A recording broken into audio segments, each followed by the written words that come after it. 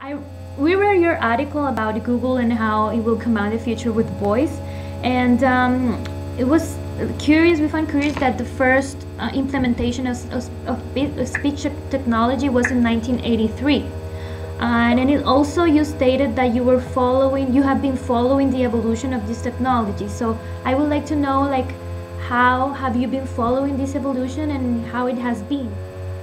So let's see.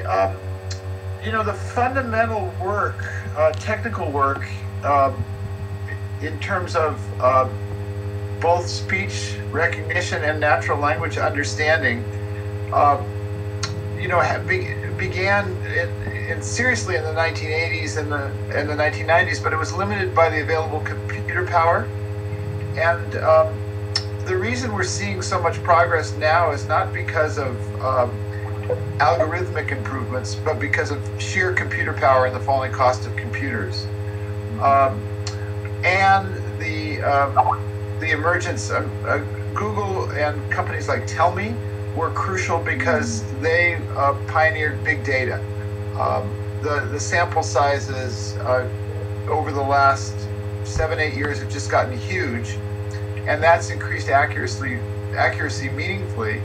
But there's two categories. There's word recognition, and then there's natural language understanding.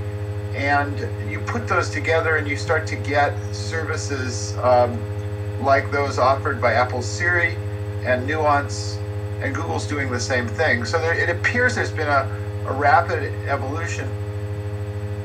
But in fact, the technology was pioneered during the 1980s. It just was very expensive. Mm-hmm. Another question that I wanted to make is, like, right now speech recognition has like two functions. Like, let's say that it digitalizes voice to convert it into text, and the other function is to digitalize the same words but to turn it into commands, right? And if I ask you, like, what are the main benefits of this technology in terms of those uses up to now? Well, everything's changing very quickly.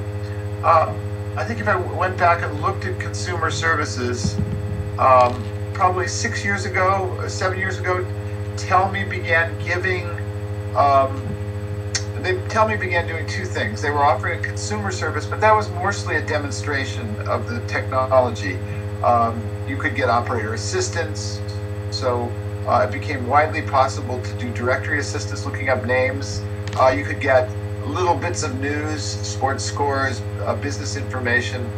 But in fact, Nuance was offering a service that was both based in the cloud and on local computers that really sort of pioneered the kind of command structure you're talking about. Airline reservation systems, for example, began using speech to interact with customers.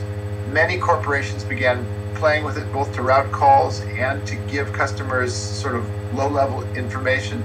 For example, in the industries that have implemented this speech recognition technology, what have been like the main challenges that they have been facing?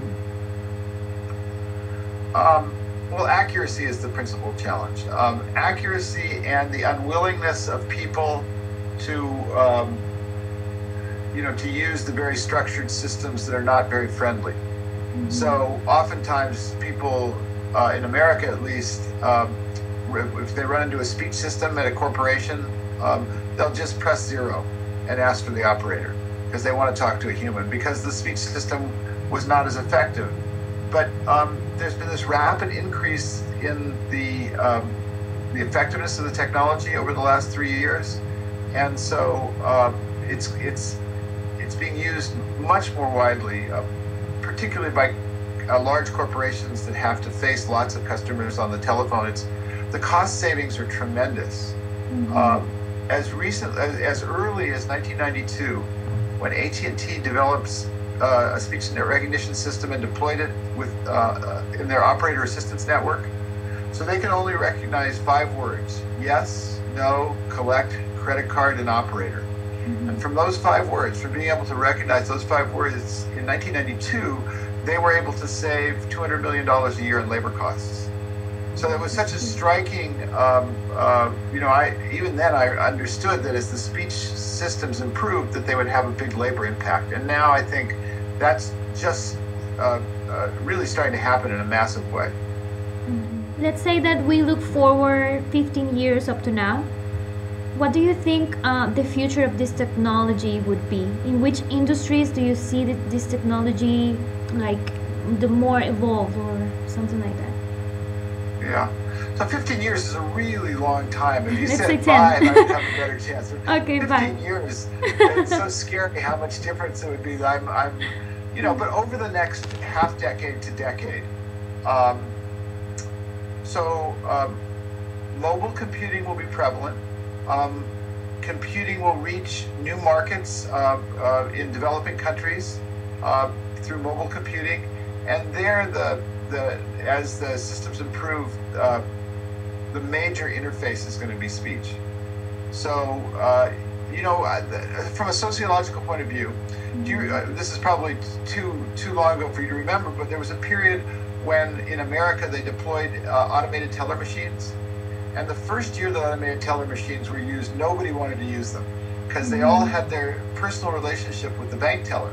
And they thought that that was a good thing. But very rapidly, everybody realized that their relationship with the bank teller wasn't that good, and the machine was more efficient. And my guess is the same thing will happen with speech. First of all, and this actually is kind of, there are two technologies. There's speech recognition and there's speech synthesis. And if you look at the best speech synthesis in the labs right now, we're rapidly getting to the point where you can't tell if you're talking to a human or a machine. And when you get to the point where you have to tell the human being that it's a machine on the other end, we're into a very different world. And I don't know what kinds of things will happen then, but I do believe people will become more comfortable conversing with machines, both for getting information and for commanding systems. And then it will, already in America, there are newspaper articles about how strange it is to see people walking down the streets talking to Siri. Everybody in America is talking to Siri. And Siri has a very robotic voice, and I believe they made Siri robotic intentionally. Are you familiar with the work of Joseph Weizenbaum? He was an MIT computer scientist in the 1990s. No, I'm not. So Weizenbaum wrote this very famous book called Computers and Human Reason, I think in the 1980s. And he was the one who conducted the experiments with this system called ELIZA. Do you know about ELIZA? No. There's something called the Turing test, which is basically a way of determining whether something can be considered artificially intelligent. And with Siri rapid improvement, I think we're reaching that point where it's going to be very difficult to pick apart what is a machine and what is a human over the next, if you're talking about a half a decade to a decade. Speech synthesis is a really interesting technology, and it's going to come very quickly. And just out of curiosity, this is not like in the questions that I have set, but for example, for you, like working in the New York Times as a writer, do you see this technology being implemented in the editorial world, like to write articles instead of? That's a great question. So in bits and pieces. So for first example, I don't know about Spain, but in the United States, all television is captioned. So there is a transcript that comes along with the television, so people are starting to index it. And those tools are beginning to be available to reporters. So that's one way that the technology is showing up. I keep looking for note-taking tools that use speech recognition, and we're still not there. But I think we're a half a decade away from us being able to have this conversation, and then the transcription not being perfect, but it being good enough that I can use it as an index. And that becomes very useful. Just if you get a mostly accurate transcription, at a certain point you can actually use it to go, so you can jump very quickly to spots in an interview. And so I think reporters will use it. The Times is largely a print organization. It's different than television and radio, and I don't know how they're using it in television and radio. Okay. Let's see. Well, so one of the things that I'm watching for in terms of, I'm very interested in the economics of speech recognition, sort of how it changes the workforce. And the reason why is that I believe, at least in this country, and I think in Europe too, most of the job growth since the Second World War, much of the job growth, I wouldn't say most, but many, many, many jobs, millions and millions of jobs have been created with people who answer questions over the phone. Technical support, operators, salespeople. All those jobs are at risk to sophisticated speech recognition systems. So I'm very interested in the sort of societal impact that the technology has in terms of labor force economics. For example, I think that you can already, in America over the last 2 decades, many jobs were outsourced to the Philippines and to India, English-speaking areas, because of low-cost labor. I believe those jobs in some cases have already come back to the United States to run as software in American data centers.